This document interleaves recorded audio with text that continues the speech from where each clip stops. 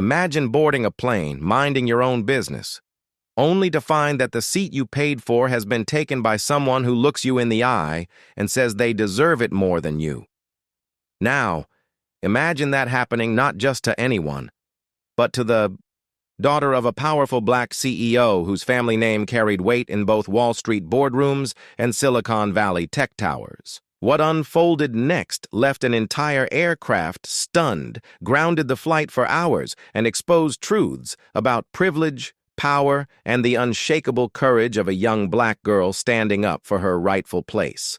Stay with this story until the very end, and if you want more powerful, real-life-inspired stories that keep you hooked and thinking, make sure to hit subscribe because you won't want to miss what's coming next. At JFK Airport, 17-year-old Alicia Carter, daughter of powerful black CEO Vanessa Carter, boarded her London-bound flight with excitement, holding her ticket for business class seat 5A. But when she reached the row, her joy froze, because a middle-aged white man was already sitting there, arrogant and smug, refusing to move even when shown her boarding pass, calling her a spoiled kid and gesturing that she belonged in the back, his words dripping with entitlement. The flight attendants checked and confirmed his real seat was 18C in economy, but he refused to leave, sparking murmurs across the cabin. Alicia stood her ground, calmly insisting it was her rightful seat, and as tension rose, the captain was summoned, but the man's refusal forced the shocking announcement that the flight could not depart, leaving passengers restless, some angry at him, some blaming her. And in that moment, Alicia realized this was no longer just about a seat. It was about dignity, respect, and a battle of wills that was only beginning. As security boarded the plane, the man doubled down, ranting that he deserved comfort more than a teenager and accusing the airline of bias, clutching his briefcase suspiciously until officers forced him to surrender it, triggering protocol that grounded the flight for hours. Passengers groaned as they were ordered to disembark, many recording the standoff on their phones, clips instantly hitting social media, painting Alicia as either a troublemaker or a brave young woman standing firm. Meanwhile, her mother, Vanessa, alerted by staff in her Manhattan office, saw the viral videos and immediately began making calls, demanding action from the airline's executives. Back in the terminal, Alicia sat tired but unbroken, her resolve intact despite glares and whispers, and when a traveling journalist asked for her side, she quietly explained that she only wanted fairness, unknowingly sparking a global conversation that would follow her all the way to London.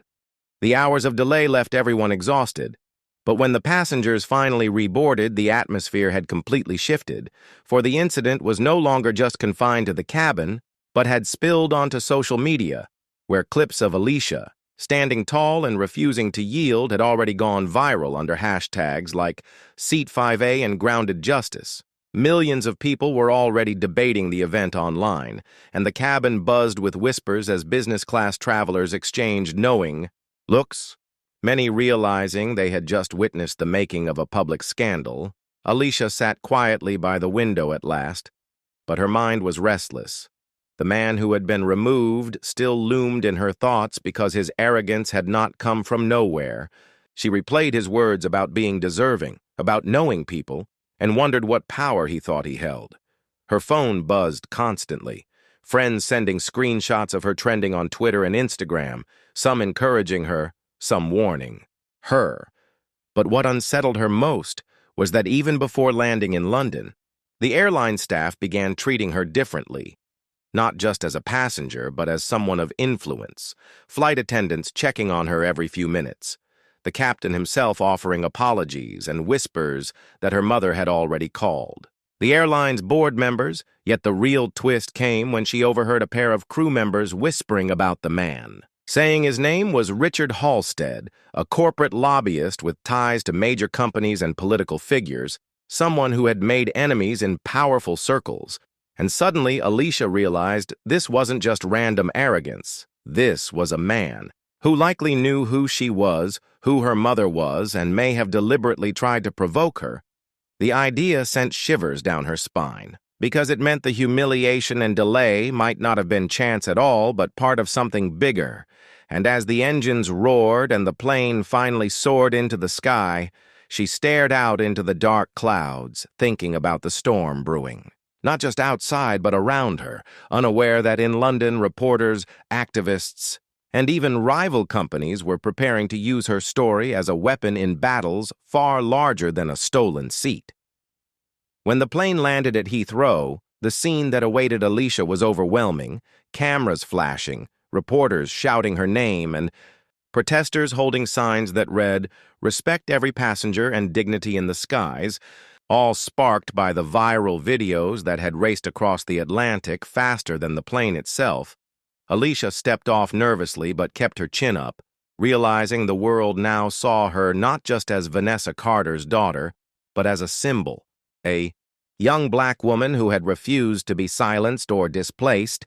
Her mother arrived in London 2 days later, fierce and unrelenting, immediately holding a press conference in which she demanded accountability from the airline and vowed to ensure no one else faced what her daughter endured.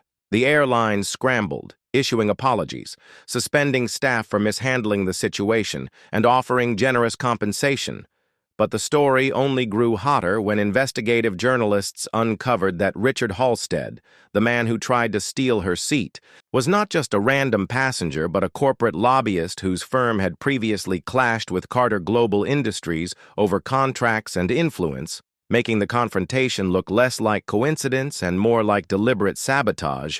Suddenly, the incident was no longer framed as simple racism or entitlement, but as part of a broader power struggle between corporate giants. Talk shows debated it, politicians commented on it, and hashtags trended for weeks. Yet through it all, Alicia stayed calm, giving one brief statement to the press where she said, "I only did what anyone should do. I stood my ground," her words echoing worldwide, inspiring students, activists, and ordinary travelers. Back home in New York, she was welcomed like a hero, her mother prouder than ever. And though threats and criticism still arrived online, Alicia learned to filter noise from truth, carrying forward the lesson that courage in small moments often ignites change on a global scale.